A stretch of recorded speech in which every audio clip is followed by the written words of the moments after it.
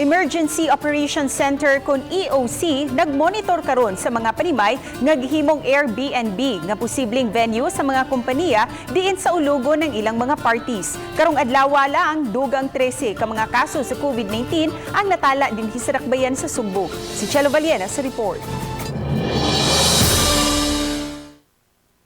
Gipasusi karon sa Emergency Operations Center ang mga panimay nga gihimong Airbnb kay posibleng abangan og didto na sa ulugon ang mga party. Gihulagway ni Konsehal Joel Garganera, Deputy Chief Implementer sa Interagency Task Force sa Cebu City nga makuyaw kini tungod sa mauunya ang gigikanan sa pagtakod-takod pagbalik og taas sa COVID-19. Okay, we're looking at it sa safety nga side ba, and this Airbnb who are tasked to monitor them, no? So this is also one angle that we are trying to look at. Samtang nabalaka ang konsehal sa 13 ka bag-ong kaso karon sa COVID-19 nga karon lang yung adlaw. Ang 13 ka kaso gikan sa 11 ka barangay sa Cebu City.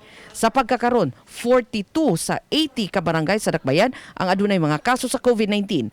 Sa talaan sa Department of Health sa Region 7 kagahapong adlaw, miabot na sa kinatibuk ang 10,322 ang kinatibuk ang kaso sa COVID-19, 173 niini active cases.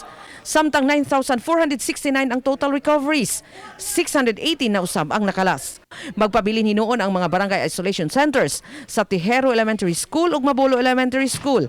Gibanaban ng 50 ka local stranded individuals ang gipahiluna sa dapit. Samtang gipahibaw ni Monsignor Joseph Tan, Media Liaison Officer sa Archdiocese of Cebu, nga gisirad-an na ang usa ka bayanihang Cebu sa may General Maximum Avenue. Mura og ni kunhod o di ko sigurado kung doon na pa ba'y nabilin kay ang usa ka facility nga sumpay niini mao man ang sa Sacred Heart School nasiraman tog una ang gi-maintain kini na lang. Magpabilin pa hinuon ang bayanihan Cebu sa International Eucharistic Center hangtod sa Disyembre. Evaluate ni siya hangtod sa Disyembre kung doon na ba'y panginahanglan pa, pero ang commitment sa diocese magpabilin nga kutob nga doon na panginahanglan ang dakbayan.